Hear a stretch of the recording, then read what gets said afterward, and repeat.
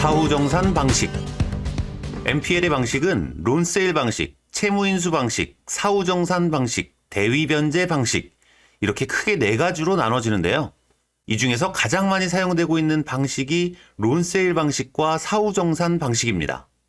론세일은 개인이 못한다고 지난 영상에서 말씀드린 바 있었는데 지금은 많이 사용된다고 말씀드리고 있으니 모순이 좀 있죠? 그런데 사실입니다. 론세일 방식은 개인은 못하는 게 맞고 많이 사용되고 있는 것도 맞고 저 개인적으로도 론세일 방식을 하고 있고 아이러니 하실 겁니다. 그런 방법에 대해서 영상으로 모두 담을 수 없는 부분을 양해 부탁드립니다.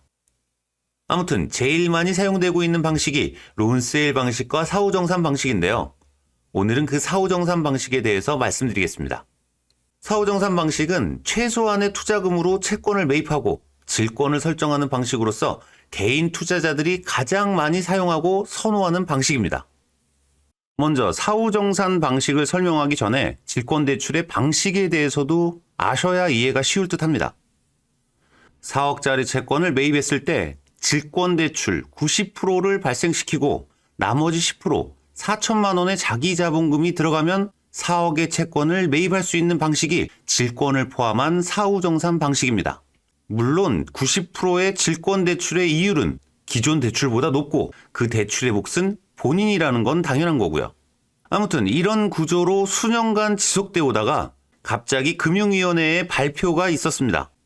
2024년 10월 17일부터 개인 채무자 보호법 시행에 의해서 기존 90% 이상의 질권 대출 허용 범위가 75%까지 하향 조정됐고 그로 인한 투자자의 자기자본금이 25%로 늘어났습니다.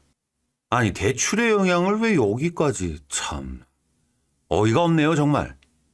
그래서 지금 금융감독원 소속의 몇몇의 대부업체들은 난감한 상황일 듯합니다. 일단 예를 들어 설명해 볼 건데요. 나중에 자기자본금이 25%를 적용해야 한다는 전제가 있겠지만 지금은 기존에 해왔었던 방식대로 예를 들어 보겠습니다.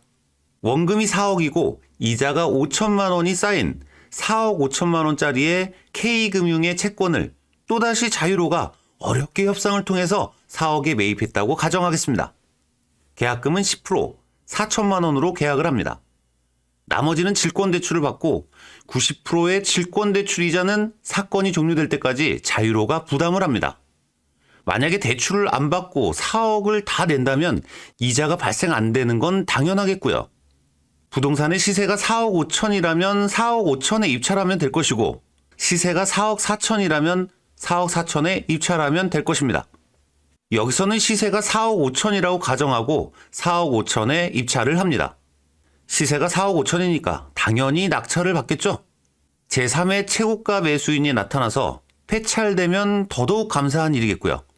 폐찰했는데 왜 감사한 일인지 이해가 안 되시는 분들은 앞전에 올렸던 MPL 관련한 첫 번째 영상을 참고하시기 바랍니다. 낙찰 이후에 법원에 잔금을 납부합니다. 법원에선 납부된 잔금으로 배당일에 K금융에게 4억 5천을 지급합니다. K금융은 배당받은 당일 자유로에게 차액인 5천만 원과 계약금으로 지급했었던 4천만 원을 돌려주면서 경매사건의 사후정산 방식은 모두 종결됩니다. 이후 매도를 통해서 수익을 실현하든지 아니면 보유하고 있으면서 나중에 수익을 실현하든지는 개인적인 몫이 되겠죠. 여기서 의문이 드실 겁니다. 질권대출은 어떻게 받는지, 받을 수는 있는 건지. 한 편의 영상으로 모든 걸 설명드릴 수 없기 때문에 이 영상에서는 MPL의 사후정산 구조가 이렇다라는 것만 익혀두시면 되겠습니다. 방법을 모를 뿐이지 다 방법은 있습니다.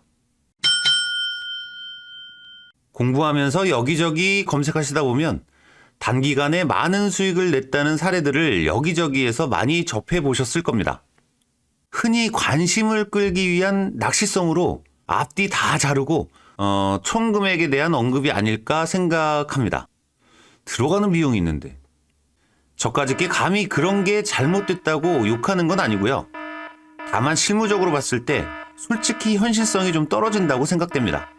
경매든 MPL이든 어지간한 시간 투자와 노력 없이는 쉽게 얻어질 수 없는 게 사실이거든요.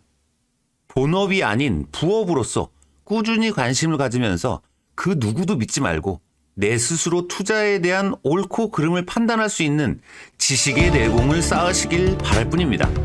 오늘도 고생 많으셨습니다. 감사합니다.